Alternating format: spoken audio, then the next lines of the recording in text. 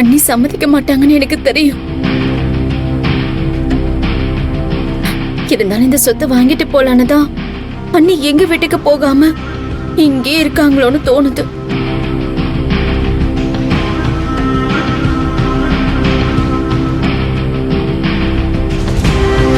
பணம் எல்லாரையும் மாத்திர நான் பாத்திருக்கேன் யாழினி. அமுதா, நீ புனிதாக்காவை சந்தேகப்படுறியா? சிச்சி, யானிய நான் எப்படி சந்தேகப்படுவேன்? என்னோட பயத்தை நான் சொல்றேன். நடக்கிறதெல்லாம் பாரு.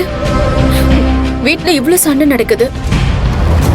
ஆனா இருந்தாலும் அண்ணி இந்த வீட்டை விட்டு போகாம அவங்க இருக்கிறத பார்த்தா எனக்கு அப்படித்தானே தோணுது. எங்களுக்குன்னு சொத்துன்னு என்ன இருக்கு? சொந்த வீடு, ஊர்ல கொஞ்சம் நிலம்தான் இருக்கு.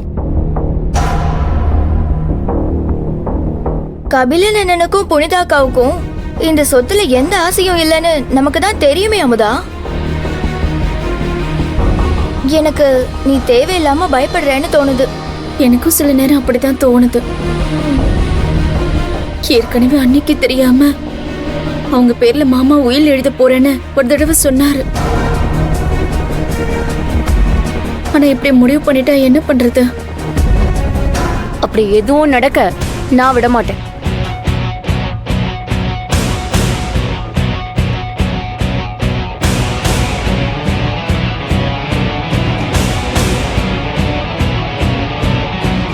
அக்கா, நீங்க எப்போ வந்தீங்க? நாங்க சும்மா பேசிக்கிட்டு இருந்தோம். ஆமா தேவான, இதோ இந்த காயெல்லாம் சொத்தையா இருக்கு. இதெல்லாம் தூக்கி போடலாமா வேணாமான்னு பேசிட்டு இருந்தோம். நீ வேணா பாரு. நடிக்காதீங்க. நீங்க ரெண்டு பேரும் பேசுறத நானும் கேட்டேன். மாமா அப்படியே சொன்னார் அமுதா. அது வந்துக்கா, அவங்க பேசினது எனக்கு சரியா கேட்கல. ஆனா சொத்துன்னு மட்டும் பேசிக்கிட்டாங்க. ஆனா அன்னைக்கிட்ட மட்டும் கேட்டுறாதீங்கக்கா. நீங்க கேட்டீங்கன்னா நான் ஹாஸ்பிட்டல் போனது அன்னைக்கு தெரிஞ்சிடும்.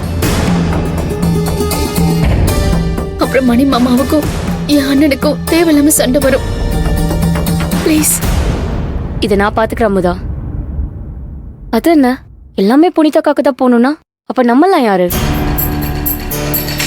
பாப்பாக்கு நகை வாங்கறதுக்கே இவ்ளோ பர்மிஷன் கேட்க வேண்டியது இருக்கு. சொத்து அக்கா கைக்கு போச்சுன்னா உங்க பாடெல்லாம் கஷ்டம்தான். புனிதாக்காக்கு மட்டும் தான் இந்த சொத்துலாம் மாமாவால எழுத முடியாது. இதுக்கு நான் அனுமதிக்கவும் மாட்டேன். என்ன இருந்தாலும் என் புருஷனும் மணிகண்டனும் அவரோட பசங்க தான். எப்படி இருந்தாலும் இந்த சொத்தெல்லாம் அத்தையோட அப்பாவோடது. நியாயப்படி இதுக்கு நம்ம மட்டும்தான் உரிமை எடுத்துக்க முடியும். இததான் மணிமாமா நிறைய தடவை கேட்டுட்டாரே. அப்பெல்லாம் உங்க தாத்தா சொத்து தனியாதான் இருக்கு, அதெல்லாம் உங்க பேர்ல தான் இருக்குன்னு மாமா சொன்னாரே தேவான. அவர் என்ன வேணா சொல்லட்டும் யாழினி. பிரச்சனைன்னு ஒண்ணு வந்துச்சுன்னு வச்சுக்கோ, அங்க வாய் வார்த்தையை விட எதிர்த்து தான் பேசணும். மாமா எதுவும் முடிவெடுக்கிறதுக்கு முன்னாடி நாம முந்திக்கணும். நான் அதை பத்தி யோசிக்கிறேன்.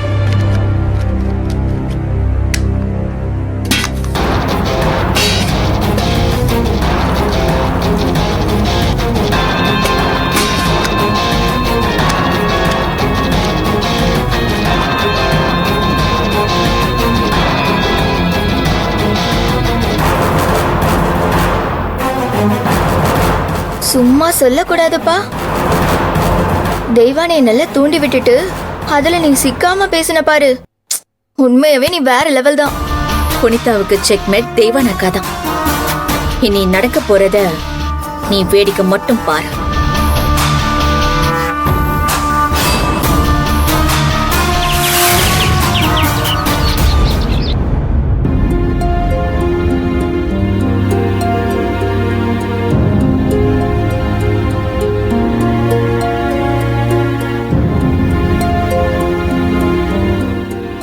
சரவணா, பாப்பா தூங்கிட்டு இருக்காளா? ஆமாமா.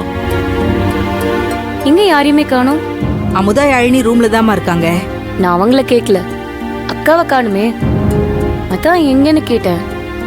அதுக்கு நீ புனிதாக்கா எங்கன்னே கேட்டிருக்கலாமே. என்னடா சரவணா, உங்க அக்கா வந்தாங்களா இல்லையா?